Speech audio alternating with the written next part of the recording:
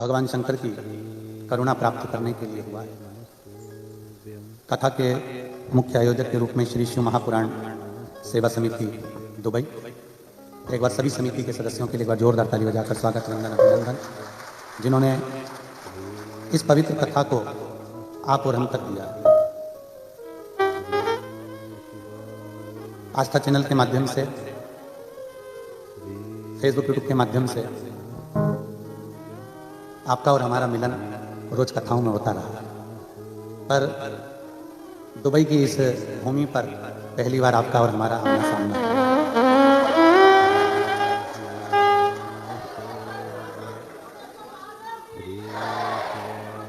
तो इस कथा का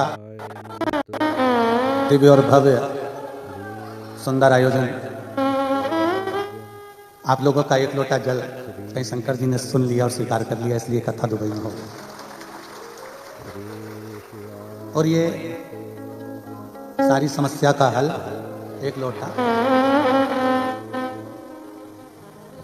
हमको खुद समझ में नहीं आया कि ये भारत में चलती चलती कथा दुबई कैसे पहुंची।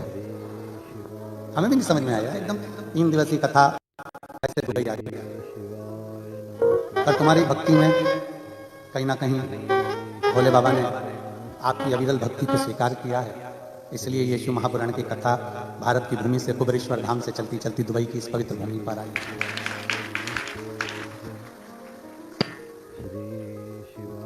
विवाह में फेरे कितने डलते हैं? 7।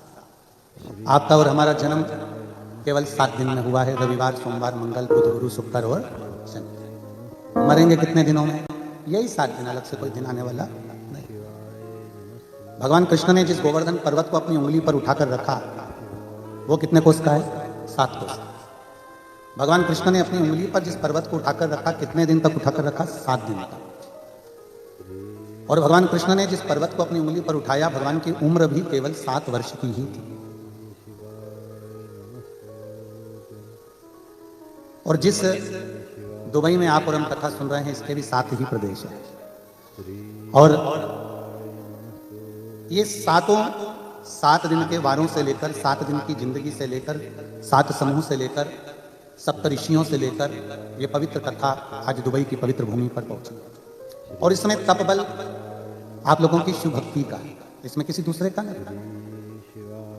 कहीं ना कहीं भगवान शंकर की अविरल भक्ति आपके भीतर विराजमान हुई, शिव तत्व आपके भीतर विराजमान हुआ, तो ये पवित्र कथा आप और हमारे तक पहुंची। जितने दिल से आप सुन सकते हो, उतने दिल से इसको सुनो। भगवान शंकर की करुणा से, उनकी दया से, जिस दिल से, जिस भाव से, जिस स्नेह से आप इस कथा को स्वीकार करेंगे, उस भाव से ये कथा आपके भीतर पहुंचकर आपका कल्याण करेगी। 24,000 श्लोक हैं शिव महापुराण के अंतर्गत, करोड़ों करोड़ों शब्द हैं शिव महापुराण के अंदर। अब उन शब्दों में से आपको क्या शब्द अपने जीवन में उतारना, क्या अपने जीवन में ले सकते हो, वो लेने का प्रयास। कितना ग्रहण कर सकते हो, उतना लेना। अपने पास में वंडे बाबा बैठे हुए हैं। इनका जीवन और इनका चरित्र भी हमको सीखने को देता है कि पृथ्वी पर कहीं पर भी इनका कोई झोपड़ा नहीं, इनका कोई आश्रम नहीं, इनका कोई घर नहीं, और इनकी कोई बस्ती नहीं। जो झोला बाजू में है वही झोला है, और जो कपड़े तन पर है वही कपड़ा। पर 24 घंटे से ज्यादा कोई भी देश हो, कोई भी जगह हो, वहां ठहरते ही। और 24 घंटे के बाद में आगे फिर बढ़ जाते हैं, फिर जाते हैं और अपनी भक्ति में, भगवत भजन में डूबे। कहीं ना कहीं शिव महापुराण की कथा कहती है, कई लोग कहते हैं गुरुजी हमने शंकर भगवान को अपने इष्ट देव बना लिया, गुरुजी हमने शिव जी को अपना इष्ट देव बनाया। कोई कहता है गुरुजी हमने शंकर भगवान की विरल भक्ति को प्राप्त किया। कोई कहता है गुरुजी हमने शिव भक्ति को चुना है। बल्कि ये ना कहो कि हमने शिव भक्ति को चुना है, बल्कि ये कहो कि मेरे महादेव ने आपको अपने लिए चुना है, आपको चुना है। और यजमान परिवार कथा करवा रहा है, और ये पूरी समिति आगे बढ़कर कथा कर रही है और व्यवस्थाएं करने में लगी हुई है, तो कहीं ना कहीं भोले बाबा की बड़ी बड़ी करुणा, बड़ी कृपा, बड़ी उदारता है। ना जाने कौन सा हमारा किया गया एक लोटा जल हमारा पुण्य हमारे सम्मुख में आया जो हम आप यहाँ बैठकर कथा का लाभ ले रहे हैं। कोई तो पुण्य हमारा पूर्व का हुआ होगा, जैसे कहते हैं ना हमारी भाषा में हम लोग कहते हैं एक गुल्लक में पैसा बच्चा भरता जाता है, गुल्लक छोड़ता है कोई गिफ्ट लेकर आ जाता है। आपकी और हमारे पुण्य की गुल्लक भराई, आपके दादा परदादा पिता माता के पुण्य की गुल्लक भराई, तब जाकर आप और हम इस शिव महापुराण की कथा में पहुंचे हैं। मतलब पुण्य की गुल्लक फूटने के बाद ये पुण्य रूपी शिव महापुराण की कथा त्रिवेणी संगम के रूप में, त्रिवेणी के रूप में हमें मिली और पूरा विश्व इस कथा को आस्था चैनल के माध्यम से देख रहा है, पूरा विश्व।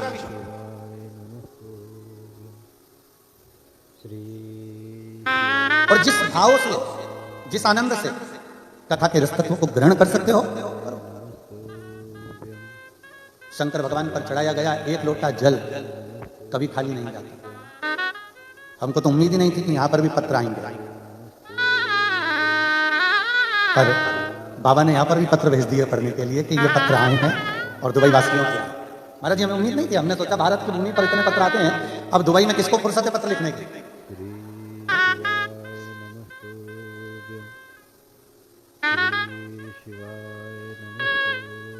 पर जब हम आ रहे थे तो हमने देखा कि फ्लाइट में बहुत सारी दीदियां कोई भोजन परस रही हैं, कोई बेटियां किसी को चाय दे रही है, किसी को कॉफी दे रही है। चीनी के और कांच के बर्तन थे। हमने मन में विचार करा, भारत से चलने वाली फ्लाइट में सारा भोजन चीनी और कांच में दो मना नहीं है, पर चाय और कॉफी और जूस मट्टी के कुल्हड़ में दो, क्योंकि जाते जाते भी कम से कम हमारे भारत की मिट्टी को चूमते हुए तो जाओगे। भारतीय अगर जाएगा तो कम से कम भारत की मिट्टी को चूमता चूमता तो जाएगा। देख रहे थे। और जब दुबई में कल पहुंचे शाम को, रात्रि के समय पर, शाम के समय पर, तो यहाँ देखकर एक और चीज अच्छी लगी कि अभी भी यहाँ रहने वाले जितने भी भारतीय हैं या अन्य हैं, इनके अंदर संस्कारों की कमी नहीं हुई है, इनमें संस्कारों की प्रबलता हुई। और यही आगे बढ़ाता है। हमें अपने को आगे बढ़ाने के लिए दो चीजें मूल हैं, एक शिक्षा और दूसरा संस्कार। एक है हमारी शिक्षा और एक है हमारा संस्कार। आप अगर आगे बढ़ रहे हो, आप उन्नति की सीढ़ी पर चढ़ रहे हो, इसमें ऊपर चढ़ाने में किसी का भी हाथ नहीं है, केवल आपकी शिक्षा और आपके संस्कारों का, आपकी मेहनत का।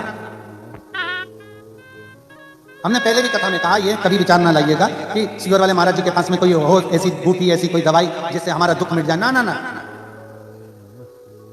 कर्म गति को काटने के लिए, अपने दुख को मिटाने के लिए आपको भी शंकर की शरण लेना पड़ेगी और हमको भी शंकर की शरण लेनी पड़ेगी। आप कहीं नहीं जा सकते, कोई मंदिर, कोई देवालय, कोई शिवालय। आप अपने देश में अगर हो सकता है भारत देश में रहें तो मंदिर शिवालय नजदीक नजदीक में होते हैं, बाजू में लगे होते हैं, एक दो घर छोड़कर आप एक लोटा जल चढ़ा सकते हो। पर यहाँ तो मंदिर, देवालय, शिवालय भी बड़ी दूर है और आप जा ही नहीं सकते। तो कम से कम एक लोटा जल अपने ही बगीचे में, अपने ही घर के बाहर जो गमले में मिट्टी है, उस मिट्टी को थोड़ा सा ऊंचा उठाकर और एक लोटा जल अपने देवादिदेव महादेव को भाव से श्री शिवाय नमस्तुभ्यम कहकर जब हम समर्पित करते हैं तो मेरा ओघड़दानी, मेरा शंभु, मेरा त्रिकालदर्शी, मेरा कैलाशी अविनाशी उसको स्वीकार करेगा, उसको स्वीकार करेगा। जरूरी नहीं कि आप मंदिर में पहुंचेंगे तो ही भगवान स्वीकार करेगा। आप हृदय से जहां बैठकर, जैसे बैठकर भगवान की रियल भक्ति को धारण करते हैं, शिव उसको स्वीकार करता है।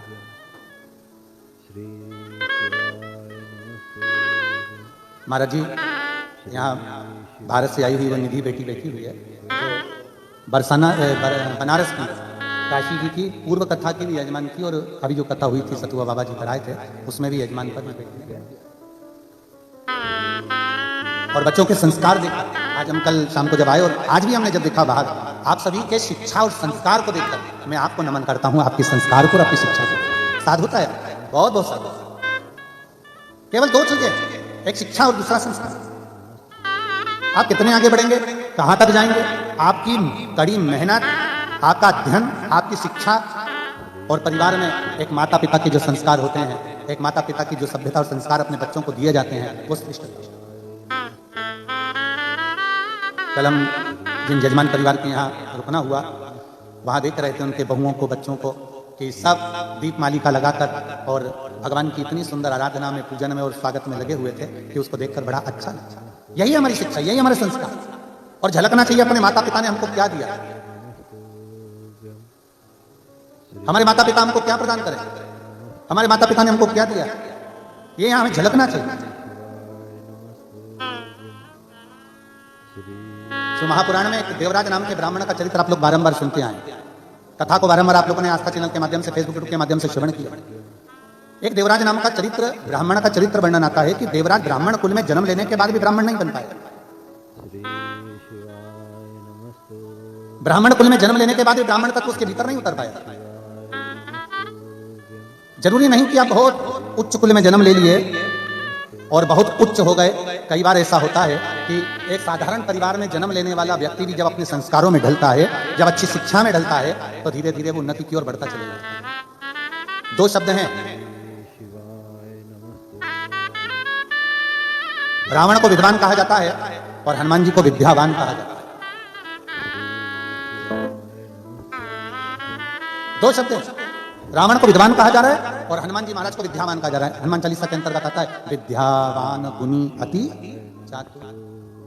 हनुमान जी को विद्यावान कहा जाता है, पर रावण को विद्यावान नहीं कहा जाता। वो बड़े विद्वान है, सारे शास्त्रों का ज्ञाता है, सब मर्म जानता है, सारी विद्या जानता है, सब कुछ अच्छा जानता है। उसके बाद भी रावण को विद्यावान नहीं कहा गया, उसको विद्वान कहा गया। क्योंकि पढ़ लेना एक अलग विषय, शास्त्र का अध्ययन कर लेना एक अलग विषय, पर उस शास्त्र को अपने भीतर उतार लेना, नम्रता धारण कर लेना, झुक जाना, प्रणाम कर लेना, नम्रता धारण कर लेना, ये रावण नहीं धारण करता। ये धारण था श्री हनुमान जी महाराज। और विद्यावान गुणी अति चातुर, राम काज करिबे को आतुर।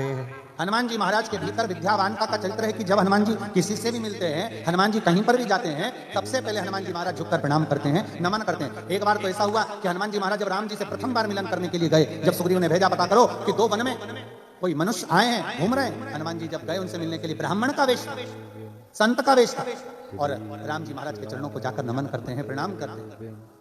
राम जी जान गए कि ये कोई साधारण नहीं है, मैं क्षत्रिय और ये ब्राह्मण का रूप रख कर आया और मुझे नमन कर रहा है, प्रणाम कर रहा है, मतलब ये कोई सहज नहीं हो सकता, कोई साधारण नहीं हो सकता। इसके भीतर की विद्या सामने नजर आ रही है। विद्वान तो कोई भी बन सकता है, बहुत अध्ययन कर लीजिए, बहुत पढ़ लीजिए, बहुत शास्त्र पढ़ लीजिए, बहुत अध्ययन कर लीजिए, विद्वान कोई भी बन जाएगा, खूब आगे बढ़ जाओगे, विद्वत्ता आ जाएगी। पर विद्यावान बनना कठिन है, क्योंकि विद्यावान का सबसे बड़ा लक्षण है कि अपने बड़ों के आगे, अपने आदरणीयों के आगे, अपने गुरुजन के आगे, सत्कारियों के आगे हाथ जोड़कर झुककर प्रणाम कर लेना, ये विद्वत्ता होना चाहिए, ये विद्वत्ता। यही भाव एक नम्रता का विषय। देवराज नाम का ब्राह्मण है, ब्राह्मण कुल में जन्म लेने के बाद भी ब्राह्मण तत्व धारण नहीं करता, उसके भीतर ब्राह्मण तत्व नहीं है, भटक रहा है। ब्राह्मण कुल में जन्म लेने के बाद भी चोरी कर रहा है, ब्राह्मण कुल में जन्म लेने के बाद भी निंदा कर रहा है, ब्राह्मण कुल में जन्म लेने के बाद भी कपट कर रहा है, ब्राह्मण कुल में जन्म लेने के बाद भी छल छिद्र में डूबा। कोई पुण्य हमारा सामने आए तो हम परमात्मा की शरणागति ग्रहण करें। आप लोगों को मालूम होगा आज कितनी तारीख है, जम के बोलो जरा।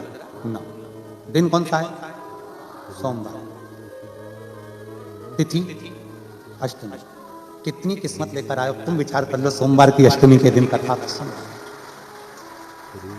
आज हमारे पूरे भारत के लोग सोमवार की अष्टमी के दिन शंकर जी के मंदिर में जाकर बेलपत्र समर्पित करते हैं। शिव कथा सुनने के लिए पूरा विश्व आज तरसता है कि कैसे भी शिव महापुराण की कथा मिल जाए। और आज दुबई वालों के भाग्य खुल गए जो सोमवार की अष्टमी के दिन 9 तारीख को शिव पुराण। ये शिव कृपा, इसी को शंकर की करुणा कर, इसी को दाता। अब विचार करिए कि कुछ तो पुण्य होंगे ना तुम्हारे। तुम लोग जाओ ना अपने अपने घर पे तो नजर उतरवा लेना।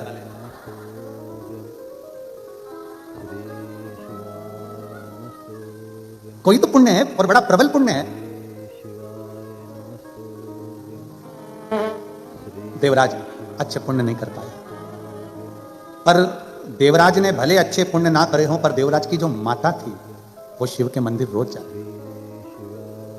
कोई भी व्रत करो, कोई भी आराधना करो, कोई भी तप करो, कोई भी साधना करो, कोई भी मंत्र जाप करो, उसका फल मिलेगा कि नहीं मिलेगा हमको नहीं मालूम, पर शिव महापुराण की विद्येश्वर संहिता कहती है कि शंकर के मंदिर की अगर देहली भी चढ़ गए या शिव महापुराण की साक्षी में पहुंच गए या शिव महापुराण की कथा सुनकर कोई निकल कर जा रहा है, उसके मात्र मुख का दर्शन हो जाए तो समझ लेना कि आपके सारे पाप नष्ट हो गए और आप परमात्मा की शरणागति ग्रहण कर लें। कितनी बड़ी बात लिखी है कि अगर मान लो गर्भस्थ कोई नारी है, गर्भस्थ कोई जीव है, हमारे दादा परदादा, हमारी दादी परदादी, नानी और नानी की भी कोई नानी, आदि आदि शास्त्र कहता है कि कोई पुराण कोई शास्त्र 7 पीढ़ियों को उतारता है। महाराज जी शिव महापुराण की कथा कहती है, उज्जैन की ऋणमुक्तेश्वर मंदिर में पत्थरों पर अंकित लिखा हुआ है शिव महापुराण का लेख कि केवल एक शिव महापुराण ऐसी है जो 7 पीढ़ी नहीं तारती है। शिव महापुराण ऐसी है जो 71 पीढ़ी को पार उतार देती है। 71 पीढ़ी को पार उतारती है। दादी का पक्ष, नानी का पक्ष, जो बेटा सुन रहा है उसके माँ बाप, उसके दादा दादी, और जो बेटी सुन रही है उसके माँ बाप, उसके दादा दादी और उसके नाना नानी, दोनों पक्ष चलते हैं, दोनों पक्ष चलते। और कितना सुंदर लिखा है। माता पार्वती जी ने एक बार भगवान देवादिदेव महादेव से अमरनाथ की गुफा में प्रवेश कर पूछा था, जब अमर कथा भगवान शंकर पार्वती जी को श्रवण करा रहे थे। पार्वती जी को जब अमर कथा कर रहे हैं तब बाबा देवादिदेव महादेव भगवान शंकर से माता पार्वती जी पूछती है कि कोई स्त्री, कोई नारी, अगर कोई स्त्री, कोई नारी, कोई व्रत, कोई साधना, कोई उपास करती है तो उसका फल उसके पति को, उसके बच्चों को प्राप्त होता है, स्त्री को प्राप्त होता है। क्या कोई ऐसी आराधना है, क्या कोई ऐसी पूजन है, कोई ऐसी आराधना है कि पति को तो फल मिले, पिता को फल मिले, पर साथ में उसके मायके के परिवार वालों को भी उसका फल प्राप्त हो? ऐसी कोई आराधना है क्या देवादिदेव महादेव? भगवान शंकर कहते हैं पार्वती केवल एक है जो भूलवश भी मेरे नाम का उच्चारण कर लेता है या मुझ पर एक लोटा जल समर्पित कर देता है, उसका पुण्य बेटी के ससुराल को भी और उसके मायके को भी पार लगा देता है। ऐसी शिव महापुराण की कथा, ऐसी शंकर की कथा है। और आप और हम कथा का रस्तत्व ग्रहण करने के लिए बैठे, जितनी मेरी जीजियां बैठी हैं, जितनी मेरी बेटियां बैठी हैं, जितनी मेरी माताएं बैठी हैं और जितने मेरे जीजा बैठे हैं,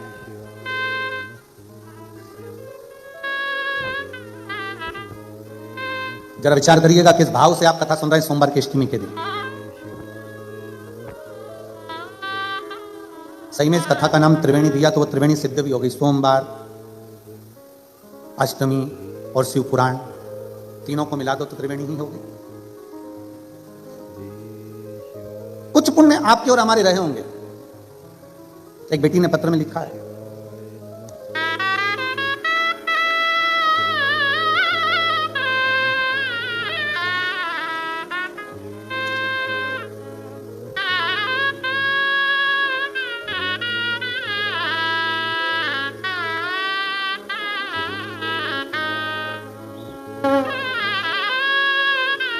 गुरुदेव मेरा नाम प्रियंका पंकज सिंह गिरासे है, मैं दुबई में ही रहती हूँ। कहीं बैठी हूँ, आती हैं श्री शिवाय नमस्ते।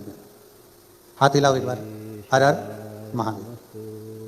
हम 2021 से आपकी कथा सुन रहे हैं। अभी सिरपुर की कथा भी हमने सुनी। गुरुदेव मैं बाबा से क्या प्रार्थना करूं? मेरे बाबा से जो मांगती हूं बाबा दे देता है। हम जब भी इंडिया जाते हैं, कुबरेश्वर धाम सीहोर जरूर जाते हैं और बाबा को प्रार्थना कर कर आते हैं। 29 जुलाई को 2024 को भी हम सीहोर गए थे और वहां पर हमने भोजन भंडारा भी कराया था। गुरुजी जिस दिन से हमें मालूम पड़ा कि यहाँ कथा दुबई में होने वाली है, मेरे पति की नौकरी दूसरी जगह चल रही थी। हम बाबा से प्रार्थना करने लगे, बाबा कुछ भी कर, पर एक काम जरूर कर कि ये एक काम जरूर कर कि जब ये दुबई की कथा रहे तो हम 3 दिन 9 से 11 दिसंबर तक यूएई में ही हम ड्यूटी दें और वहीं पर हम कथा भी सुने। और बाबा की ऐसी कृपा हुई गुरुदेव, हमारी ड्यूटी भी यहीं और कथा भी यहीं। ये बाबा की कृपा नहीं तो और क्या। आ जाओ एक बेलपत्र ले जाओ, आ जाओ आ जाओ।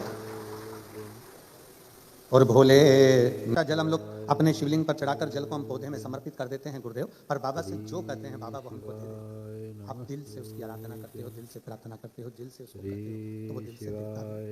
क्यों ना देगा? बस अपने हृदय से आप शिव को भजो। देवराज नाम का ब्राह्मण अच्छे कर्म से दूर था, अच्छा कर्म नहीं कर पाता,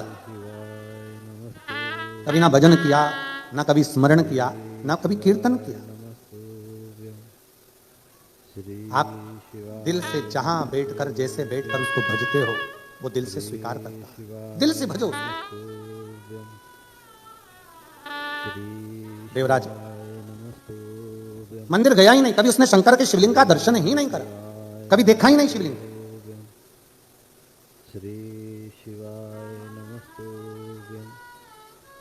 देवराज की पत्नी, बच्चे, कुटुंब, कबीला सब है, पर संगत का एक ऐसा असर पड़ गया कि देवराज एक वैश्या का संग पकड़ गया और उस स्त्री ने कह दिया, सुनो देवराज, मुझे एक स्वर्ण हार चाहिए। बिंदु और देवराज दोनों की कथाओं का क्रम एक ही जैसा। मुझे एक स्वर्ण हार चाहिए, जो रानी के गले में हार पड़ा हुआ है, वो रानी के गले का हार मेरे को ला कर दो। अब देवराज ने विचार करा और फिर निवेदन है, पत्नी जो होती है वो कभी भी आपको कर्जे में डूबता हुआ नहीं देखना चाहेगी, पर आप अगर गलत विचार से, गलत सोच से, पर स्त्री से अगर जुड़ रहे हो तो वो स्त्री आपको थोड़ा ना थोड़ा, कहीं ना कहीं गलत कृत्य में डुबाती चली जाएगी।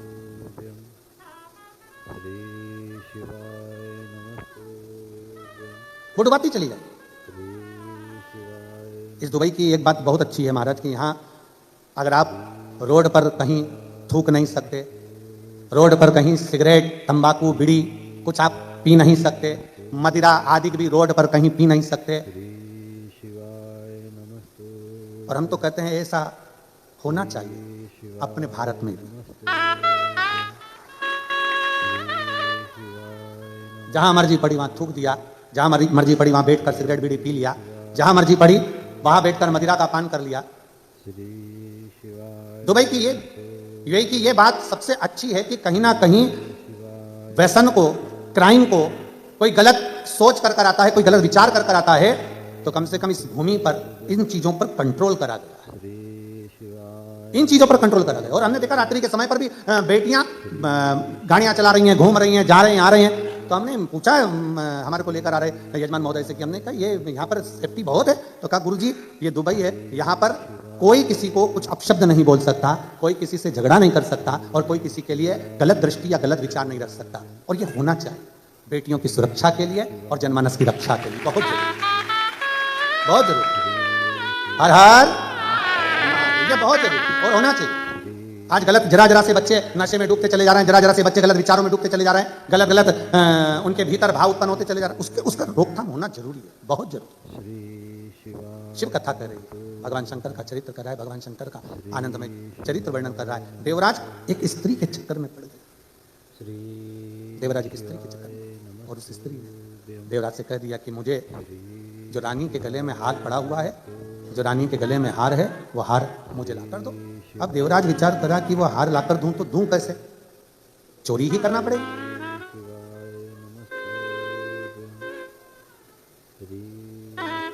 थोड़ा चोरी का धन एकत्रित करूंगा तभी तो मैं आगे बढ़ पाऊंगा, तभी तो मैं रानी को हार लाकर दे पाऊंगा। अब स्त्री ने जिद पकड़ ली, मुझे तो रानी के गले का हार चाहिए तो चाहिए, तुम लाकर दो और अभी लाकर।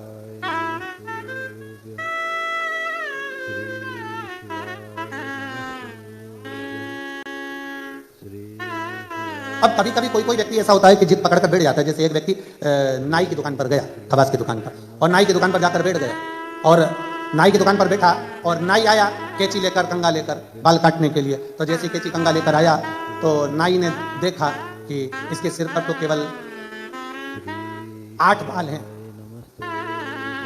कितने बाल हैं? केवल 8। अब नाई को आ गई गुस्सा कि ये मेरी हंसी उड़ाने आया मेरी दुकान पर, जब इसके बाल थे ही नहीं तो मेरे पास आया काहे को? तो नाई ने पूछा, बता गिनूं कि काटूं?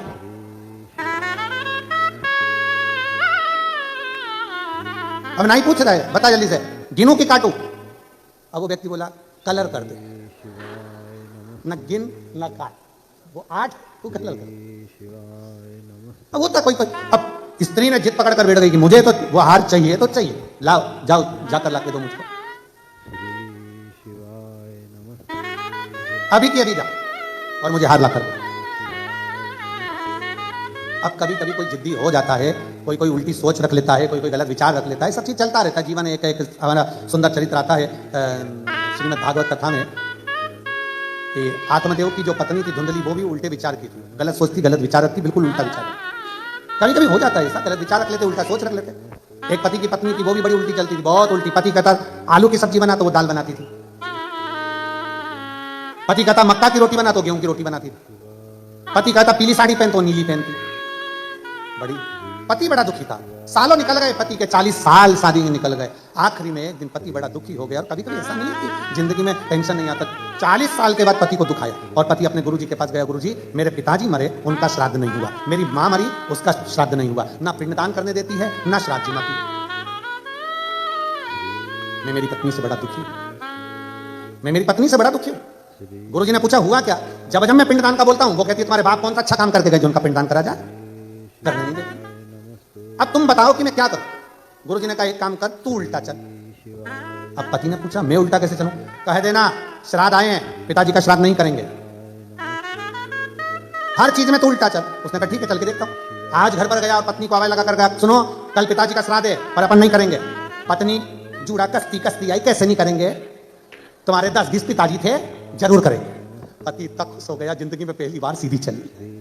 अब उसको क्या मालूम था कि खुद उल्टा चला।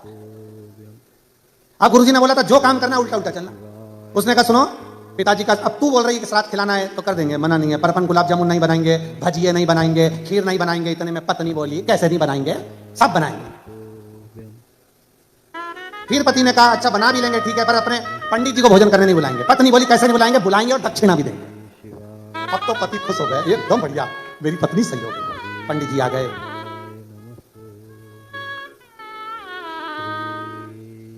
खाने के लिए बैठ गए।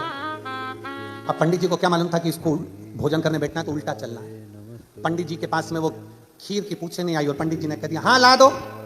अब ये उल्टी चल गई, कैसा हफ्सी है, सब खा गया। पंडित जी उठ के भागे। पति को बड़ा दुख हुआ, गुरुजी के पास गया, मेरा सारा करा धरा पानी फिर गया, गुरुदेव इससे मेरा पीछा छुड़ा दो। गुरुजी ने कहा सीधी सीधी बात है, हरिद्वार लेकर चले जा नहाने के लिए, वो जाएगी नहीं, कह देना पूरा गांव का लोग जा रहा है अपन भी चलते हैं। इसने जाकर कह दिया सुनो गुरुजी ने जो जो बताया वैसा वैसा करा, सारे गांव के लोग हरिद्वार नहाने जा रहे हैं, अपने पास टाइम नहीं है, मेरे को नौकरी से फुर्सत नहीं है। पत्नी बोली कैसे नहीं जाएंगे, 40 साल शादी के हो गए कहीं नहीं लेकर गए, चलो मुझे गंगा नहाने लेके चलो। हरिद्वार ले गए। गुरुजी ने कहा था ये नीचे नहाने जाए और तू इतना कह देना आगे मत जा।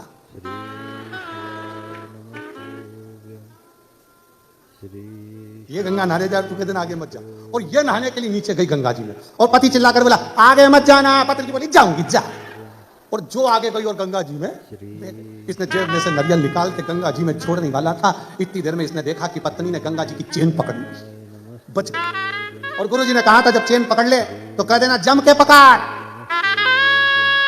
और इसने चेन पकड़ी और उसने कहा जम के पकड़, इसने कहा नहीं पकड़ न जा, जो छोड़ी पानी में बह गई। अब पति जेब में से नारियल निकाल के गंगा मैया ले जाए इसको, गंगा मैया ले जाए इसको, गंगा मैया ले जाए। ऐसी जिद किस काम की महाराज? तेरे बड़े भाव से, हृदय से, दिल से बाबा को अपने मन की बात कहेंगे, सब साथ में बोलेंगे और हृदय से बाबा से कहेंगे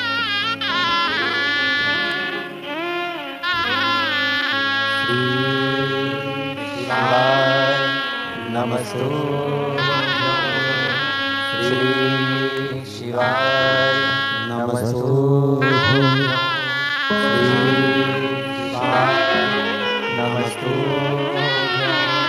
श्री शिवाय नमस्तु, श्री शिवाय नमस्तु। भोला सब दुख काटो हमारा, ओ भोला सब दुख काटो हमारा। शिव शंकर जपूं तेरी माला, भोले बाबा जपूं तेरी माला। भोला सब दुख काटो हमारा, ओ भोला सब दुख काटो हमारा। देश है मंगल मंगलकारी, देश है मंगल मंगलकारी। शमशान वासी हमारा, शमशान वासी हमारा। ओ भोला सब दुख काटो हमारा, ओ भोला सब दुख का तुम्हारा। भगवान देवाधिदेव महादेव शिव का चरित्र कह रहा है। भगवान शंकर की पावन कथा कर रही है। देवराज गलत व्यसन में गलत जगह पर डूब गए।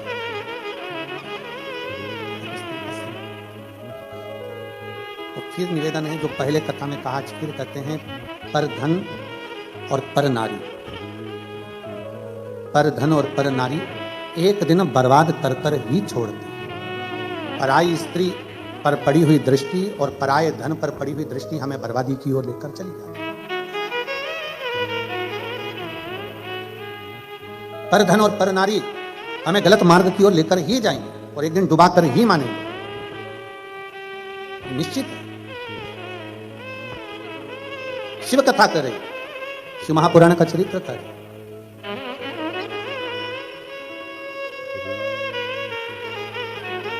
प्रयास करो, कितना सुंदर हम जहां ठहरे हैं, जिस बिला में, वहां के सामने देखो तो समुद्र की लहरें पड़ती रहती हैं सामने, समुद्र की, कितना सुंदर ज्ञान है। समुद्र में माणिक मोती सोना चांदी डाल दो, समुद्र किनारे पर छोड़ेगा क्या? नहीं। पर समुद्र में कचरा पटक दो, वो किनारे पर लगा देता है। शिव महापुराण भी यही कहती है कि जीवन में अगर कोई गलत विचार, गलत सोच, गलत दृष्टि, गलत भाव हमारे अंदर आ रहे हैं तो मन से समुद्र की लहर की तरह कचरे को बाहर फेंको और भगवान का नाम अगर उतर रहा है, कोई अच्छा कार्य जिंदगी में आ रहा है तो उसको अपने अंदर उतारने का प्रयास करो, उसको अपने भीतर उतारिए, उसको अपने अंदर ले जाने का प्रयास करिए, उतारने का प्रयास करिए। देवराज ब्राह्मण कुल में जन्म लेने के बाद भी वो कर्म श्रेष्ठ नहीं कर पाए, श्रेष्ठ कर्म नहीं कर पाए। भले जन्म ब्राह्मण कुल में हो गया पर विचार शुद्ध ना बन पाए। कहीं पर भी रहो, कैसे भी रहो, देश में विदेश में जहां मर्जी पड़े, कहां रहो, पर श्री शिवाय नमस्तुभ्यम कहते रहो। तुम्हारा मन पड़े जहां रहो, पर हृदय से फिर वही बात आती, शिक्षा और संस्कार अपने जाना नहीं चाहिए। शिक्षा और संस्कार अपने समाप्त नहीं होना चाहिए, वो हैं और अंदर उतारते रहो उसको और उतारिए। देवराज व्यसन में भी पड़ गया, देवराज स्त्री के चक्कर में भी पड़ गया, चोरी करने के लिए रानी के घर में प्रवेश कर गया और चोरी करने के लिए जब रानी के घर में प्रवेश करे, रानी का हार चाहिए था चोरी करने के लिए, जब अंदर गया हार चुरा कर लेकर जब भागा, राजा को सूचना मिल गई कि रानी का हार कोई चुरा कर भागा है, पीछे पीछे पीछे पीछे दूतों को लगा दिया, पीछे पीछे दूतों को लगा दिया। चोरी का हार लेकर कहां जाता, कहीं छुपने का स्थान नहीं मिला। एक शिवालय था शंकर जी का मंदिर, उसको लगा ये टूटा फूटा मंदिर है, शिवालय, उसके अंदर प्रवेश कर गए।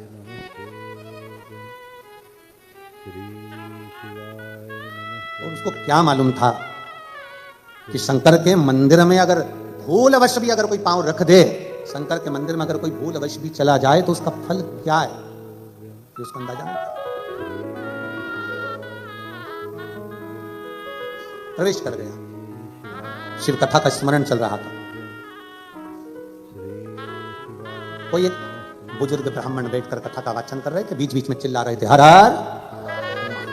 थोड़ी देर में कथा हो, हर हर।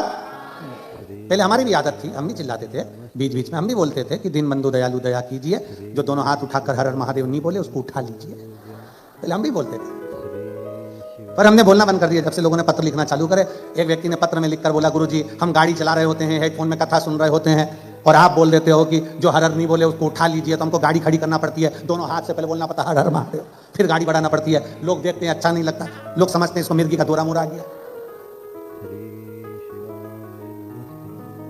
इसलिए हमने ये सब बोलना धीरे धीरे बंद कर, अब बोलना बंद कर।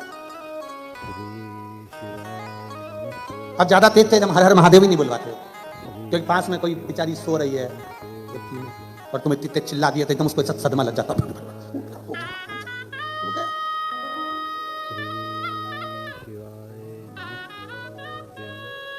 कभी कभी ऐसे चीजें हो जाती है महाराज जी।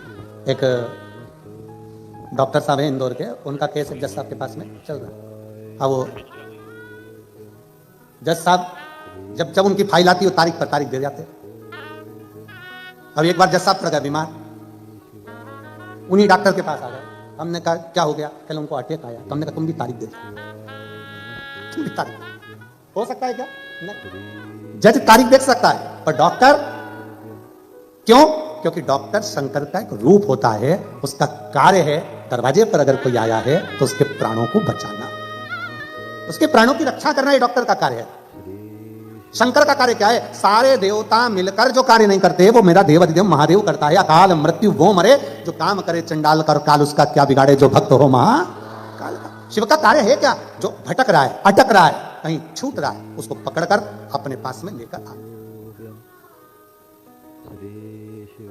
शंकर भगवान का कार्य क्या है? कोई मंजिल से भटक रहा है उसको वापस मंजिल पर लाना, कोई अटक रहा है उसको उस अटके हुए कार्य से निकालना। तो कहते ना बस शिव का कार्य क्या है? अगर कोई अटक रहा है, कोई फंस रहा है, बाबा शंकर पर आपने एक लोटा जल चढ़ाया है तो मार्ग से निकाल। अभी वो जी आई थी, वो कह रही थी गुरुजी मंदिर के अंदर जाकर लोटा भर के जल चढ़ा नहीं सकते, इसलिए हम घर में मट्टी का शिवलिंग का निर्माण कर कर बाबा को एक लोटा जल चढ़ा देते हैं और बाबा हमारे जल को स्वीकार कर कर हमारा कार्य कर देता है। यही प्रेरणा कौरव और पांडवों का जब युद्ध प्रारंभ हुआ था, कौरव और पांडवों का युद्ध जब कुरुक्षेत्र की भूमि पर होने जा रहा था, एक रात्रि के पहले पूरी सेना कुरुक्षेत्र की भूमि पर पहुंच गई थी। एक तरफ कौरव, दूसरी तरफ पांडव, दोनों तरफ। भगवान कृष्ण ने देखा कौरव और पांडवों का युद्ध होने वाला है, रात्रि के समय पर मेरा द्वारकानाथ, मेरा द्वारकाधीश पांडवों के कक्ष में पहुंच गए। सारे पांडवों को एक जगह एकत्रित कर लिया, सारे पांडवों को एक जगह एकत्रित करा और एकत्रित कर कर कहा, पांडवों, अर्जुन, युधिष्ठिर, नकुल, सहदेव, भीम, सुनो, सामने योद्धा हैं और बड़े बड़े शूरवीर योद्धा हैं और मैं जानती हूं कि तुम भी, भगवान कृष्ण कहते हैं मैं जानता हूं कि तुम भी साधारण नहीं हो, तुम भी बड़े शूरवीर योद्धा हो। उधर भी वीर योद्धा हैं, तुम भी वीर योद्धा हो, तुम दोनों का युद्ध हो चलेगा, उस युद्ध में तुम जीत सकते हो। सामने जो वीर योद्धा हैं उनसे युद्ध लड़ोगे, उस युद्ध में तुम जीत जाओगे। पर अर्जुन, कौरवों की सेना में योद्धाओं के अलावा कुछ संत, कुछ साधु, कुछ सन्यासी, कुछ तपस्वी, कुछ व्रती, जिन्होंने जिंदगी भर तप और बल इकट्ठा करा है, गुरु द्रोणाचार्य जैसे, अक्रूर जैसे, ना जाने कितने कितने भरे पड़े हुए हैं। इतना उनका तप बल, इतना तप बल कि तुम्हारे बाणों के आगे उनके तप बल का कुछ नहीं बिगड़ सकता। उनकी ओर से 33 कोटि देवता भी युद्ध करने के लिए कुरुक्षेत्र में होंगे।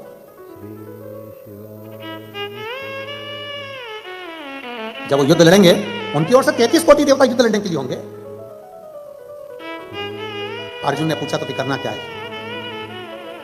आप जो बोल दोगे हम वो कर लेंगे। भगवान कृष्ण ने कहा, अर्जुन एक काम करो, कल से युद्ध प्रारंभ होगा, तुम एक पार्थिव शिवलिंग का निर्माण करो।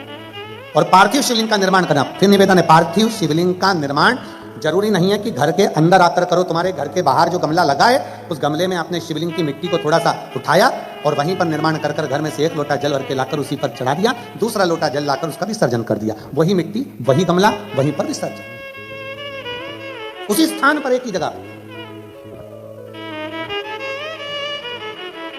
शंकर भगवान से सरल भक्ति किसी की नहीं। अन्य देवताओं को लड्डू पेड़ा चाहिए, जलेबी, कचौड़ी, भजिया, साग, 56 भोग लगाना पड़ते हैं। शंकर भगवान को कौन सा 56 भोग लगता है? कुछ नहीं। अन्य देवताओं को बहुत सारा श्रृंगार चाहिए, शंकर भगवान को कोई श्रृंगार की जरूरत नहीं, वो तो खुद ही सुंदर है। कर्पूर गौरम करुणावतारम, स्वयं सुंदर। दुनिया के देवताओं के लिए हजारों लाखों दीप जलाना पड़ते हैं, शंकर भगवान को दीपक लगाओ तो ठीक, ना लगाओ तो ठीक, वो देखते ही नहीं, क्योंकि उनके सिर पे पहले से चंद्रमा बैठा हुआ है। उनको क्या करना? जिसके खुद के जनरेटर है उसको लाइट से क्या मतलब? आए तो ठीक है, ना आए तो ठीक है। शिव जी को वस्त्र आभूषण से मतलब नहीं है।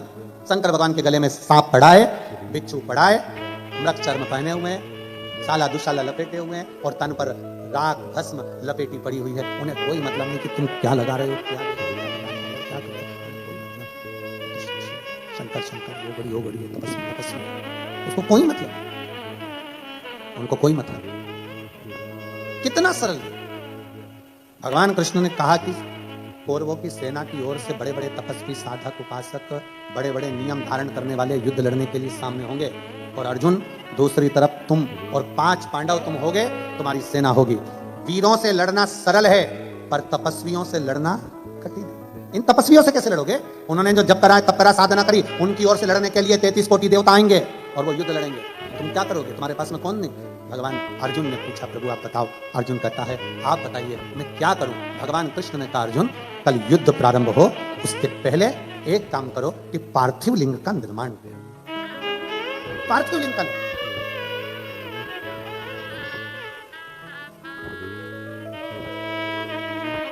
पार्थिव लिंग का निर्माण करने वाला कभी खाली नहीं जा सकता। एक पत्र है।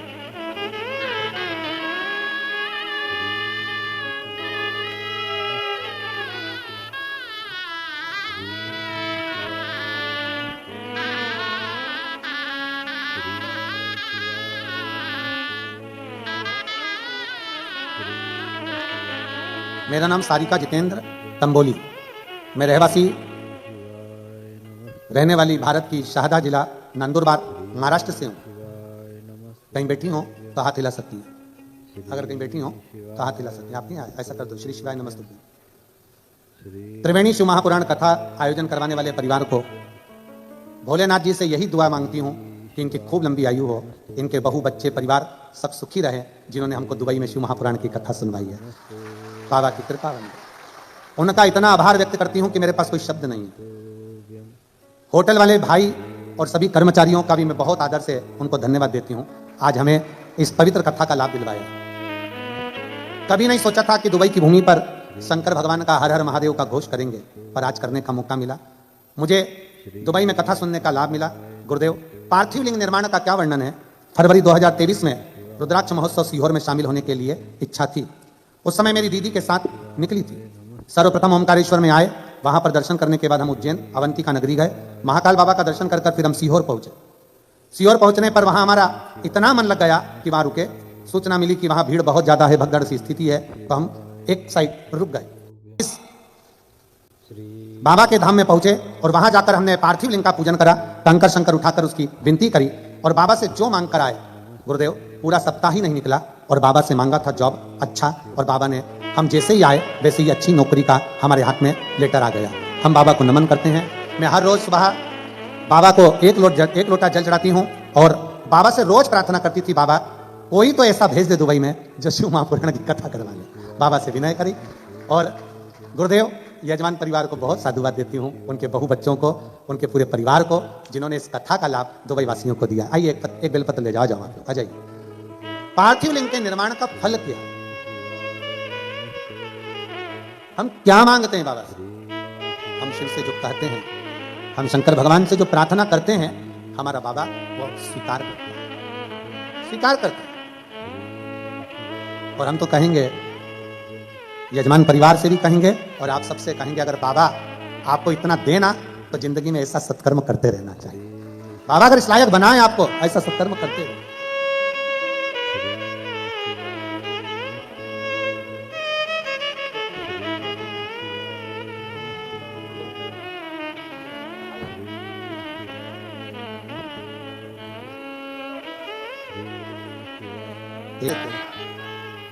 शुक्राना और मुस्कुराना दोनों जरूरी है।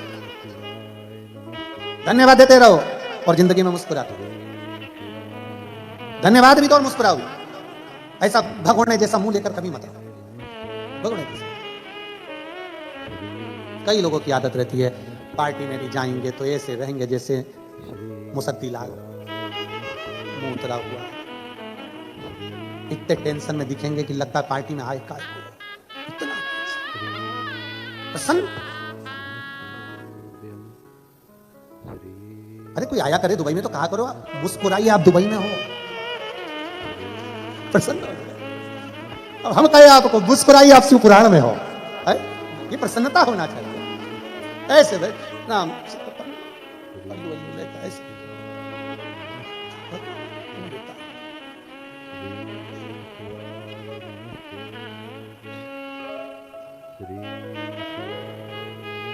कई लोग सफर में भी ऐसे रहते हैं। अभी हम आ रहे थे भोपाल से मुंबई तक आए, वो तो ठीक था, पर मुंबई से दुबई तक आए वो थोड़ा सोच नहीं था।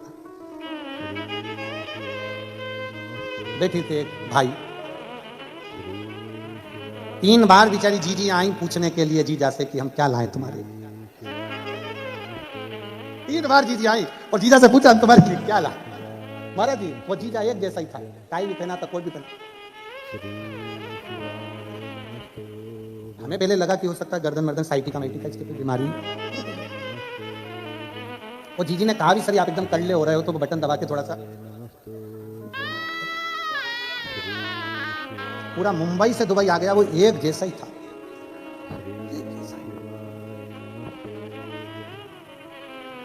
और वो जीजिया इतनी मुस्कुरा के बोल रही थी बेचारी, पर उसके चेहरे पर मुस्कुरा, अरे मुस्कुराइए। जुआ कभी मुस्कुराता है? झिंगुर, चींटी, कीड़ा, इल्ली, कॉकरोच, कुत्ता मुस्कुराएगा? मुस्कुराहट तो केवल मेरे भोले बाबा ने मनुष्य को दी है कि मुस्कुराए। मुस्कुराहट केवल मनुष्य को दी, बाकी किसी को नहीं, किसी को भी। कभी मच्छर को पकड़ के कहना मुस्कुरा, मुस्कुरा, मुस्कुरा, मुस्कुराहट केवल मनुष्य को। शिव कथा कर रही है, भगवान शंकर का चरित्र करा है। भगवान कृष्ण ने कहा दिया अर्जुन जाओ और एक पार्थिव शिवलिंग का पूजन करो, पार्थिव शिवलिंग का निर्माण करो। पार्थिव लिंग का निर्माण करिए। अर्जुन ने पूछा कि पार्थिव लिंग निर्माण से होता क्या? क्या होता है पार्थिव लिंग के निर्माण से? भगवान उसी समय पर कृष्ण ने कहा आज तो मैं नहीं बोलूंगा, पर अर्जुन एक समय ऐसा आएगा कि तुझे मालूम पड़ेगा कि पार्थिव लिंग निर्माण का क्या फल है। और मेरी जीजियों, मेरे जीजाओं, मेरी माताओं, मेरी बहनों, बेटियों, बेटाओं, सबसे निवेदन करूंगा 3 दिन की कथा सोमवार की अष्टमी से आप सुन रहे हो, 9 तारीख से 11 तारीख तक।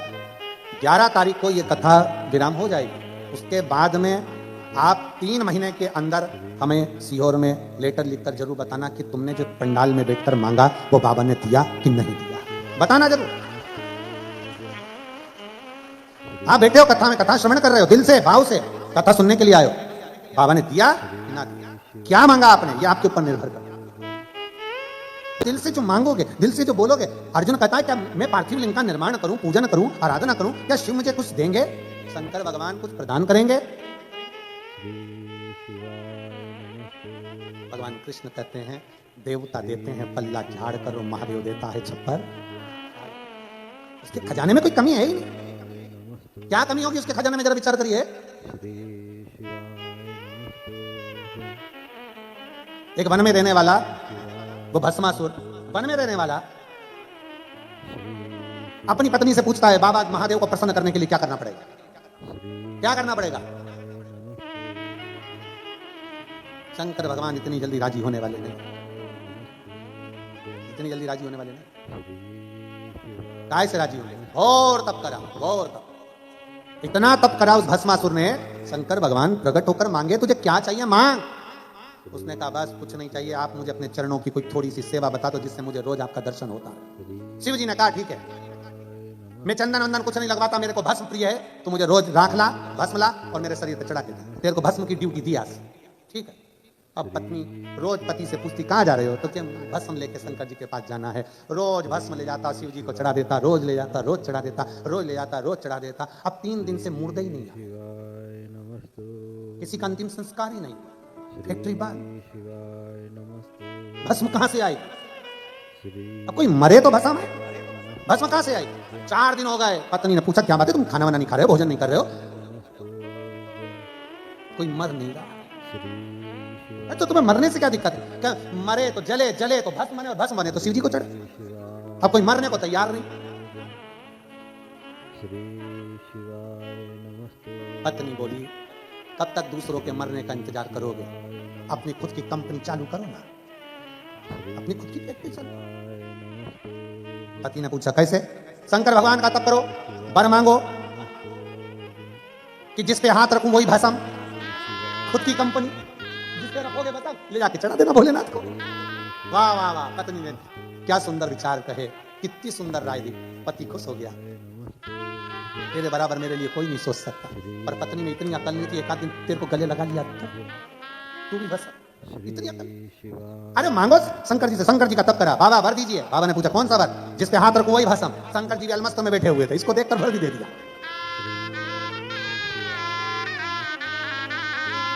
रावण को बाबा तूने, स्थान पर बैठकर भगवान शिव जी से अपने मन के भाव बड़े भाव से बाबा से कहेंगे, दिल से प्रार्थना करें, सब हृदय से बाबा को पुकारें।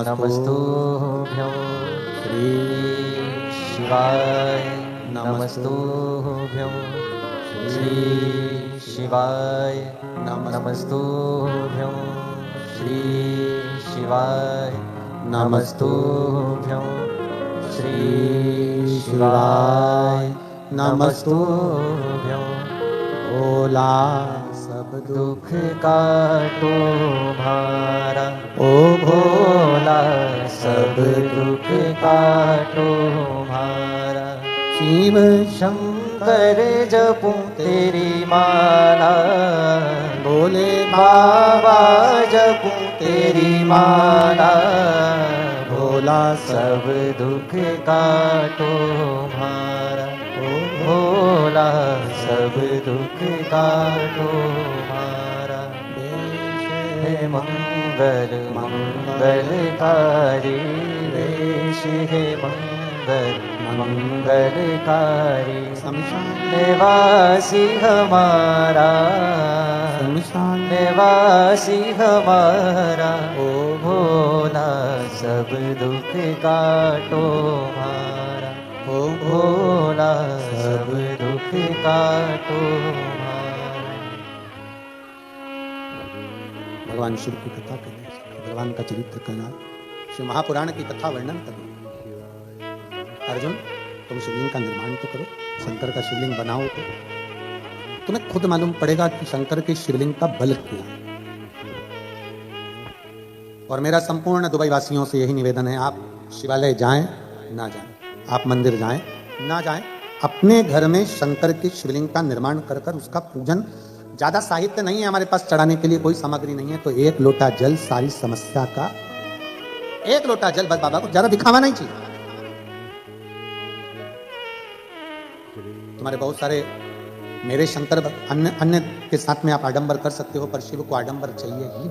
शंकर तो सीधा सीधा भस्मासुर से कह दिया, तब पत्नी ने वर मांग लो, वर दे भी दिया बाबा ने, ऐसा नहीं दिया। वर लेकर आ भी गया था भस्मासुर। पत्नी से कह दिया मुझे वर मिल गया, मैं जिस पे हाथ रखूंगा वो भस्म हो जाएगा। पत्नी पास में खड़ी थी, दूर पहुंच गई, बहुत दूर, बहुत दूर। अब पत्नी को लगा कि ये तो मुझे मार के पीछा छोड़ेगा, हाथ रख दिया और मैं निपट गया। वो विक्रम बेताल की कथा जैसा हाल था, तू बोला और मैं चला, अब करूं क्या। पत्नी ने बात को घुमाया और अपने पति से कहा, शंकर भगवान बहुत चतुर हैं, वो इतनी सरलता से तुम्हें आशीर्वाद दे ही नहीं सकते।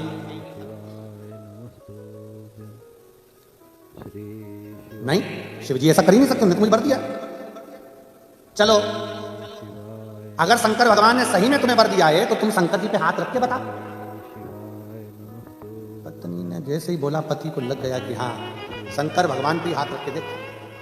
और जो शिव जी के पास पहुंचा, बोले बाबा आज मैं आपके ऊपर हाथ रखना चाहता हूं। शंकर जी ने पूछा क्यों? मेरी पत्नी बोली प्रैक्टिकल वही करूंगा, प्रैक्टिकल वही। बाबा तो छोड़ के भागे।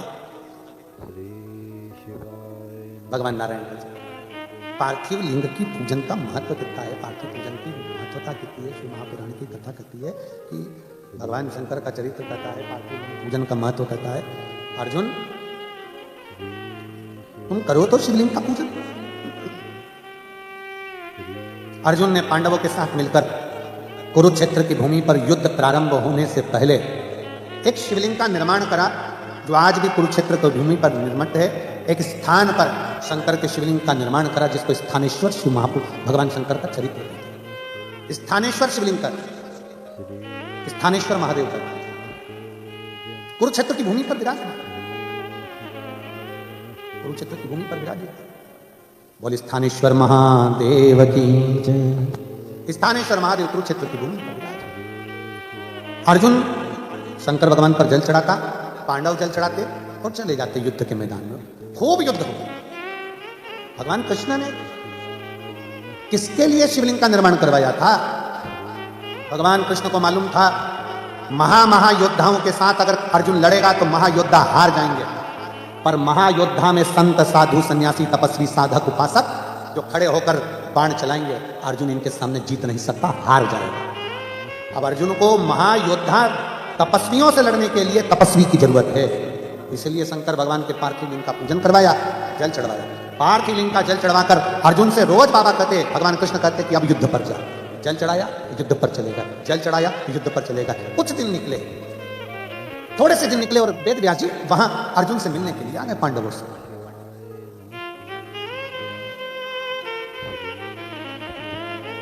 वेद व्यास जी जब अर्जुन से मिलने के लिए, पांडवों से मिलने के लिए आए, बीच रास्ते में पांडव मिल गए। आज युद्ध थमा हुआ था। पूछा, अर्जुन ने वेद व्यास जी को प्रणाम किया, नमन कर कहा, प्रभु आपके चरणों में मैं दंडवत करता हूं, प्रणाम करता हूं। थोड़ा मेरे मन का संशय, क्या आप संशय मिटा सकते हो? मेरे मन में थोड़ी सी संशय काढ़ी हुई है, वो संशय समाप्त कर सकते हो?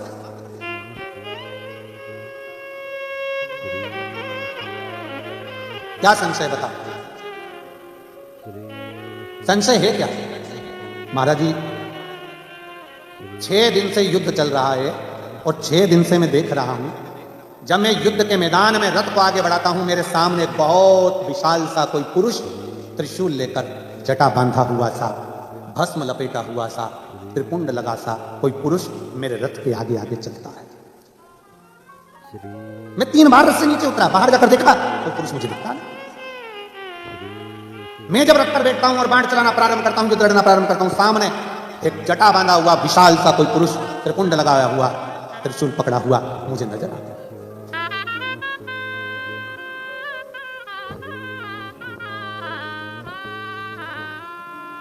समझ नहीं आता कौन है, कौन? वेद व्यास जी हंस दिए। अर्जुन एक बात बताओ, क्या तुम युद्ध के मैदान में आने से पहले क्या शंकर भगवान को एक लोटा जल चढ़ाकर जाते हो, शिव की पूजन करके जाते हो? अर्जुन ने कहा, द्वारकाधीश जी ने कहा था कि एक शिवलिंग का निर्माण कर और रोज उस पर जल चढ़ाना, फिर युद्ध के मैदान में जाना। आपसे भी निवेदन है, अर्जुन जैसी चतुरता रखो, अपने घर से निकलने से पहले एक लोटा जल महादेव को समर्पित कर कर जाओ, उसका फल क्या होता है तुमको मालूम पड़ेगा। उसका फल क्या है?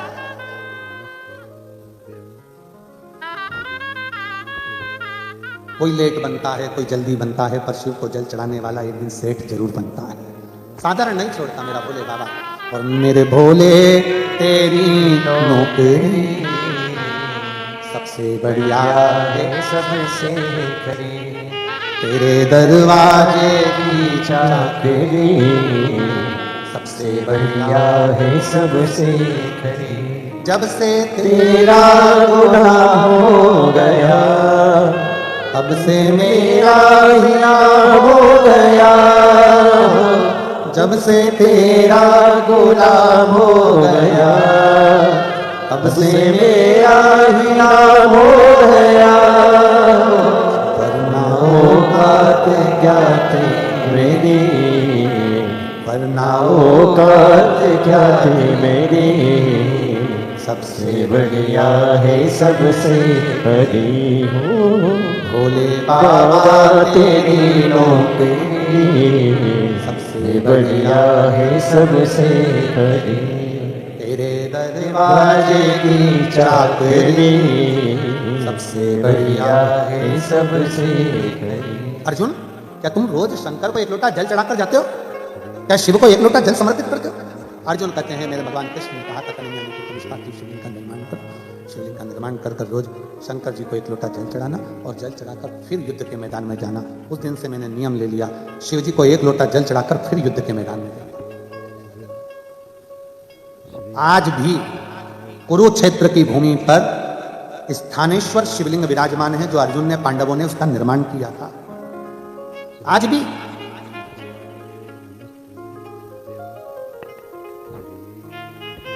कौन है ये? अब वेदव्यास जी महाराज बोले, अर्जुन तुम कहते हो कि मैंने शंकर को एक लोटा जल चढ़ाया और फिर गया।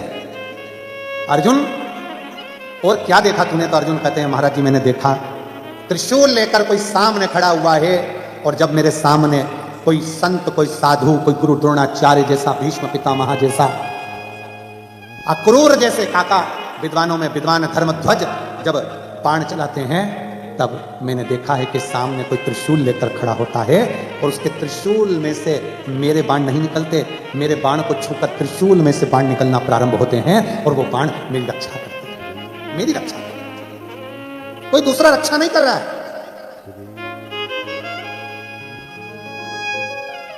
आप में से कितने लोग हैं जो शंकर जी को एक लोटा जल चढ़ाते? जरा हाथ उठाओ।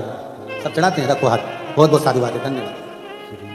बहुत बहुत साधुवाद है। हर हर महादेव। बहुत बहुत साधुवाद है। चढ़ाना चाहिए, प्रतिदिन चढ़ाए। बीमार व्यक्ति आईसीयू में पड़ा रहता है, वेंटिलेटर पर पड़ा रहता है, परिवार वाले कमरे के बाहर होते हैं, कक्ष के बाहर। तुम्हारा पैसा भी कमरे के बाहर। जिस पलंग पे पड़े रहते हो वेंटिलेटर पे, उस पर नोट की गड्डियां रखी रहती है। अरे बोलो तो, इंडिया की करेंसी हो चाहे दुबई की करेंसी हो, सब बाहर। अकेला वेंटिलेटर पर पड़ा है, अकेला, परिवार वाले बाहर, डॉक्टर बाहर निकाल देगा। चलो, अब इधर का नहीं मालूम हमको, हमारे तो भारत का हमको मालूम है कि वो वेंटिलेटर पे पड़े हुए व्यक्ति से कभी कभी मिलने देते हैं। तो एक आध दिन में एक आध बार चले जाओ, मिल लो, बाकी का बाहर निकाल देते हैं। यहाँ भी निकाल देते होंगे, कौन करता है? बाहर निकल जाओ।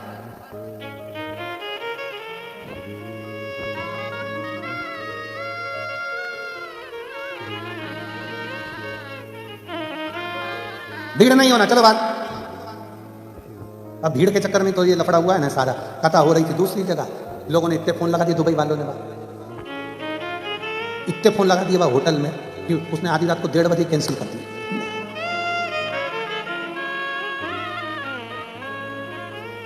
और जो हमने तुमको नीचे देखा इतने सारों को फिर टेंशन हो गया।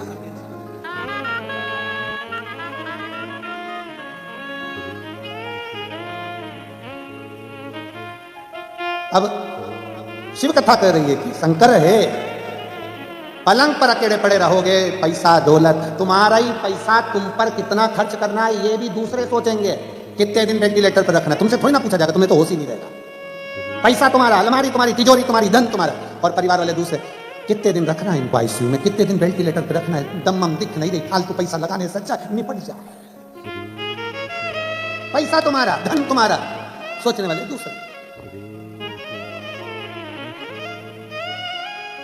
धन दूसरा, पैसा दूसरा, सब दूर, सब दूर, परिवार दूर, पत्नी बच्चे कुटुंब कबीला सब दूर। अकेले आईसीयू में पलंग के पास अगर कुछ होगा तो क्या होगा? जो तुमने एक लोटा जल शंकर जी को चढ़ाया वो जल तुम्हारे पास में रहेगा, शिव तत्व तुम्हारे नजदीक में रहेगा। शंकर जब पास में होता है तब तो लोग फोन लगाकर कहते काका जी का एक्सीडेंट हो, जरा महामृत्युंजय का पाठ बिठा दो। महामृत्युंजय के पाठ का मतलब क्या? शंकर पास में आना चाहिए, शिव नजदीक। और जितना शिव का करीब में होगा, मेरे भोले बाबा जितने पास में होंगे, उतना जीवन एक आनंदमय होगा, उतना जीवन आनंद। शिव तत्व कितना? वेद व्यास जी ने कहा कोई दूसरा नहीं है। तुम जिस शंकर भगवान को एक लोटा जल चढ़ा कर जाते हो, वो देवादिदेव महादेव तुम्हारी रक्षा करने के लिए तुम्हारे सामने खड़े हैं, तुम्हारे सम्मुख में रहते, कोई दूसरा नहीं। देवराज नाम का ब्राह्मण गलत काम कर शिव के मंदिर में चोरी का धन लेकर पहुंच गए। उनकी माता ने कोई जल चढ़ाया था, उसका प्रताप ये रहा कि देवराज नाम के ब्राह्मण के प्राण छूटने पर शंकर भगवान नंदी पर बिठा कर लेकर गए। एक बिंदु नाम का ब्राह्मण था, पानी में डूब के मर गया। 3 तरह से मरे हुए व्यक्ति का मोक्ष नहीं है, पानी में डूबकर मरे हुए का, सर्प के डसे से मरे हुए का, और स्त्री के हाथ से मरे हुए।